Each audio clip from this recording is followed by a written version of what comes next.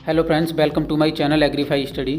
And आज की video में हम बात करेंगे गेहूं की खेती के बारे में, जिसमें मैं आपको बताऊंगा उसका introduction, classification of wheat and soil requirement, climate requirement, time of sowing, seed rate, varieties, fertiliser management, weed management, insect and pest management, ठीक है, डिजीज़ मैनेजमेंट, ये सारी चीज़ें मैं आपको वीडियो के अंतर्गत जो है बताने वाला हूँ। तो फ्रेंड्स, जो क्रॉप है वो बहुत ज़्यादा बड़ी है, इसीलिए हमने इसको क्या है कुछ पार्ट्स में डिवाइड किया है, ठीक है। तो मेरी आने वाली वीडियोज़ में पूरी क्रॉप को हम कंप्लीट करेंगे। आज की वीडियो में जितनी भी हो जाएगी वो सारी क्रॉप हम आपके सामने कंप्लीट करेंगे और एक एक पॉइंट आपके साथ में डिस्कस करेंगे, जिससे कि गेहूं से रिलेटेड अगर क्वेश्चंस आपके किसी भी एग्ज़ाम में आते हैं तो वो सारे क्वेश्चन यहाँ से आपको क्लियर हो जाएंगे। तो फ्रेंड्स, चलिए वीडियो को शुरू करते हैं। उससे पहले अगर आप हमारे चैनल पर नए हैं तो चैनल को सब्सक्राइब करके बेल आइकन को प्रेस कर लीजिए। तो सबसे पहले मैं बात करता हूँ व्हीट की।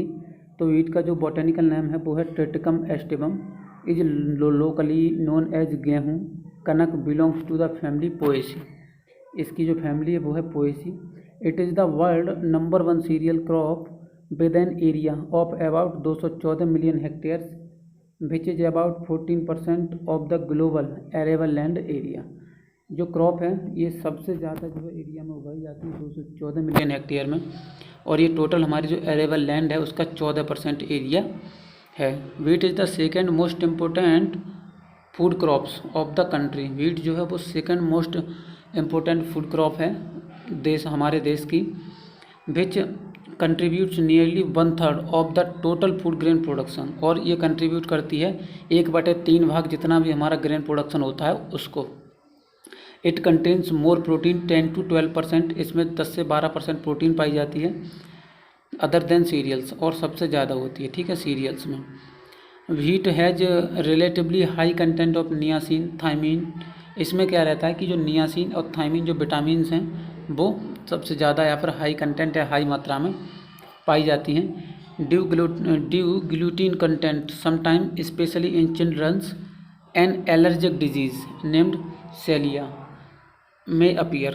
क्या करता है कि इसमें ग्लूटीन कंटेंट पाया जाता है, उससे कभी कभी चिल्ड्रंस में कुछ एलर्जिक डिजीज़ हो जाते हैं जो कि बच्चों में रोग फैलाता है, ठीक है, वो भी होता है ग्लूटीन के कारण कभी कभी, ठीक है, अपीयर होते हैं। एंड अब मैं बात करूँगा क्लासिफिकेशन ऑफ व्हीट की। तो according to Wiles and Clark 1954 the 12 cultivated species of Triticum, ठीक है, इसकी 12 कल्टिवेटेड स्पीसीज हैं, जिसमें कि एक आपकी है ट्रिटिकम एस्टिवम, जिसके लिए कॉमन ब्रेड व्हीट भी बोलते हैं। ट्रिटिकम ड्यूरम, इसको ड्यूरम एंड मार्कोनी व्हीट बोलते हैं। ट्रिटिकम डाइकोकम, इसको इमर व्हीट के नाम से जाना जाता है। ट्रिटिकम स्फेरोकोकम, इसको शॉर्ट व्हीट के नाम से जानते हैं। एंड ट्रिटिकम मचहा, इसको मचहा व्हीट के नाम से जानते हैं। एंड ट्रिटिकम बेबीलोवी, इसको बेबीलोवी व्हीट के नाम से जाना जाता है। एंड ट्रिटिकम स्प्लेटा, इसको स्प्लेट व्हीट बोलते हैं। एंड ट्रिटिकम कॉम्पैक्टम, ठीक है, ट्रिटिकम कॉम्पैक्टम को हम क्लब व्हीट के नाम से जानते हैं। एंड ट्रिटिकम पोलोनिकम, इसको पॉलिश व्हीट बोलते हैं। ट्रिटिकम टर्जिडम, ठीक है, इसको पोलार्ड व्हीट के नाम से जानते हैं। एंड ट्रिटिकम परसिकम, इसको हम पर्शियन व्हीट के नाम से जानते हैं। ट्रिटिकम मोनोकोकम को इनकॉर्न व्हीट बोलते हैं, ठीक है, einkorn wheat. And Triticum sphaerococcum has now practically gone out of cultivation because of its low productivity and high susceptibility to disease. अभी क्या है कि जो हमारी ट्रिटिकम स्फेरोकोकम है, जिसको हम शॉर्ट व्हीट के नाम से जानते हैं, उसको पूरी तरह से कल्टीवेशन से बाहर कर दिया गया है। क्यों? इसका एक कारण था, इसमें बहुत ज़्यादा डिजीज़ लगते हैं एंड इसकी जो प्रोडक्टिविटी है वो बहुत ही ज़्यादा लो है, ठीक है, तो इसीलिए इसको जो है कल्टीवेशन से बाहर किसानों ने कर दिया है। Only spring type wheats varieties are grown in the country through these are raised in winter. जो सारी जो है कुछ ही स्प्रिंग टाइप की जो वेराइटीज़ हैं जो हमारी कंट्री में ग्रो करी जाती हैं, तो उसमें से सबसे पहले हमारी जो वेराइटी है वो है यहाँ पर common bread wheat. Common bread wheat मैंने बताया था आपको, उसे बोलते हैं Triticum aestivum. Is the most important species occupying more than 90% of the total wheat area in the country. इसमें क्या है कि जितनी भी व्हीट की वेराइटीज़ ग्रो करी जाती हैं उसमें से सबसे ज़्यादा या फिर 90% जो एरिया है वो कॉमन ब्रेड व्हीट के अंतर्गत आता है। It is grown all over India from the sea level up to an elevation 3500 metre इसको क्या करते हैं इन द हिमालयाज। ये जो है मीन टू सी लेवल से 3500 मीटर की रेंज में हम इसे ग्रो कर सकते हैं।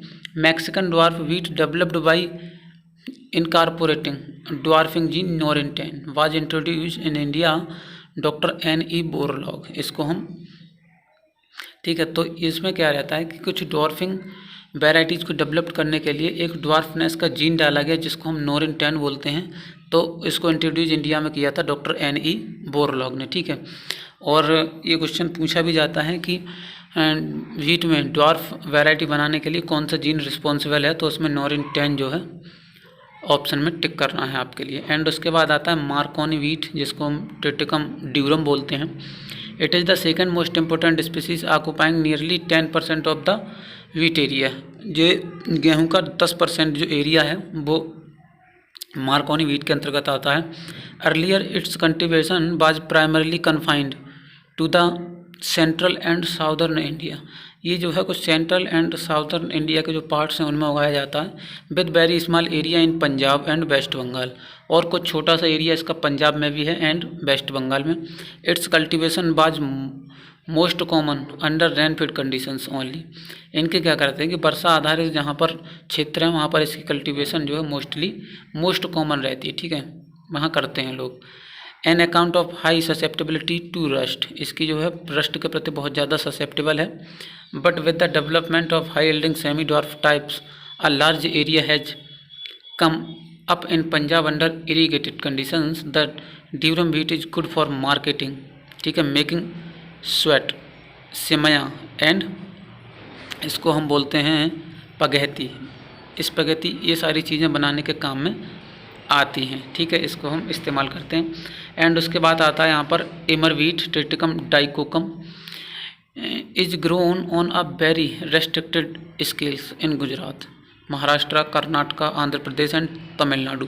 ये बहुत ही मतलब एक रेस्ट्रिक्टेड एरिया में ग्रो किया जाता है। पंजाब में, गुजरात में, महाराष्ट्र में, कर्नाटका, आंध्र प्रदेश एंड तमिलनाडु में। Where it is known as, ठीक है, इसको बोलते हैं वहाँ पर पपेटिया, खपली, रावा, ठीक है, and Samba etcetera. A large pocket of survival 1000 hectares of this species exist in Belgaum, ठीक है, district of Karnataka along the river Krishna. जो कृष्णा नदी के पास में जो एक कर्नाटका का पार्ट है उसमें इसकी बहुत सारी स्पीसीज ग्रो की जाती हैं। ठीक है, तो ये तो हो गया इनके वीड्स के बारे में। ये जो है वैराइटीज़ उगाई जाती हैं जिसमें से 90% जो एरिया है वो आता है ट्रिटिकम एस्टिवम के अंतर्गत एंड 10% मार्कोनी व्हीट। एंड उसके बाद में जो भी बचता है 10 में ये भी ग्रो हो जाता है थोड़ा बहुत ही कम एरिया में इमर व्हीट। एंड अब हम बात करेंगे क्लाइमेट रिक्वायरमेंट की कि गेहूं के लिए कैसी कैसी क्लाइमेट चाहिए। तो the best crop are produced in area, ठीक है, favoured with cool moist weather during the major portions of the following period followed by dry warm weather to enable the grain to ripen properly. हमें इसमें क्या है कि आपके लिए cool and moist weather की आवश्यकता पड़ती है। जब आपकी उससे क्या होता है कि क्रॉप बहुत अच्छे जो दाने हैं उसके वो राइपन होते हैं properly. The optimum temperature range for ideal germination of wheat seed 20 से 25 degree centigrade. Throw the seeds can germinate in the temperature of range 3.5 to 35 degree centigrade तक इसके जो सीड्स हैं वो जर्मिनेट होते हैं। ठीक है, एंड यहाँ पर देखिए temperature above 25 degree centigrade during the period tends to depress grain weight. ये क्या करते हैं कि जब आपका क्रिटिकल टाइम रहता है उस समय अगर टेम्परेचर जो है वो 25 डिग्री से ज़्यादा है तो जो आपके दाने हैं, ठीक है, वो क्या करेंगे, डिप्रेस हो जाते हैं, ग्रेन वेट जो है वो कम हो जाता है उनका। Very hot temperature during grain ripening period can result in grain shrivelling, ठीक है, आपका जो है काफ़ी ज़्यादा हॉट टेम्परेचर भी इसमें रहना चाहिए। एंड उसके बाद बात करते हैं यहाँ पर सॉइल रिक्वायरमेंट की। तो well drained loamy and clay loam are considered the best for growing wheat. Clay loam and loamy जो सॉइल्स रहती है वो बहुत ज़्यादा बढ़िया है व्हीट को ग्रो करने के लिए। एंड उसके बाद फील्ड प्रिपरेशन की बात करेंगे तो उसमें कुछ नहीं है, कुछ बस नॉर्मली यहाँ पर देखिए विद 3 to 4 प्लॉइंग, ठीक है, हल से कर देते 3 से 4 जुताई, एंड उसके बाद में रिपीटेड हैरोइंग, फिर cultivation and planking before sowing to produce firm seed bed. आपको क्या करना है, पाटा लगा देना है सोइंग से पहले, जिससे कि आपको एक बढ़िया सी सीड बेड तैयार हो जाए, एंड उसके बाद में आपको सीड को सोइंग करना है। यहाँ पर सोइंग टाइम की बात करेंगे तो normally wheat sown when the average daily temperature fall in around 22 to 23 centigrade. जब आपका डे टेम्परेचर 20 से 23 डिग्री के 22 से 23 डिग्री के बीच में रहता है तो उस समय हम क्या करते हैं, इसकी सोइंग कर देते हैं normally. November in most wheat growing area, नवंबर में क्या रहता है, बहुत सारे एरियाज़ में वीट जो है वो ग्रो हो जाता है, ठीक है। एंड यहाँ पर सीड रेट की बात करेंगे तो यहाँ पर सीड रेट में क्या रहता है, for variety with the medium size grain, कहने का मतलब ये है जिसकी 30 to 44 ग्राम ऑफ 1000 सीड्स का जो वेट रहता है, जिसको हम बोलते हैं टेस्ट वेट।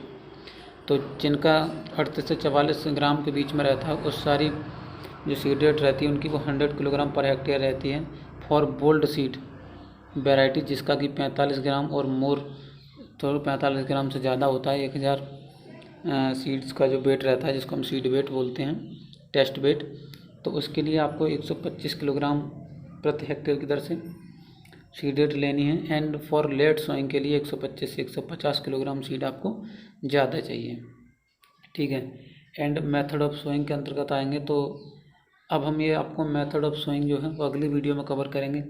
तो आज की वीडियो में मैंने आपके लिए introduction, classification of wheat, soil requirement, climate requirement, sowing time and seed rate के बारे में बता दिया। फ्रेंड्स, उम्मीद करता हूँ कि वीडियो आपको पसंद आई होगी। अगर वीडियो से आपको कुछ भी नॉलेज मिली होगी तो वीडियो को लाइक कर दो एंड अपने दोस्तों के साथ में ज़्यादा से ज़्यादा शेयर करो, एंड चैनल को सब्सक्राइब करके बेल आइकन को प्रेस कर लो, जिससे कि मेरी आने वाली वीडियोज़ की जो नोटिफिकेशन है वो आपको सबसे पहले मिल जाए। तो फ्रेंड्स, मिलते हैं नेक्स्ट वीडियो में, तब तक के लिए पढ़ते रहो। और अगर अभी तक आपने मुझे इंस्टाग्राम पर फॉलो नहीं किया तो वहाँ भी कर लीजिए, लिंक आपको नीचे डिस्क्रिप्शन में मिल जाएगा। तो फ्रेंड्स, मिलते हैं नेक्स्ट वीडियो में, तब तक के लिए पढ़ते रहो, बढ़ते रहो।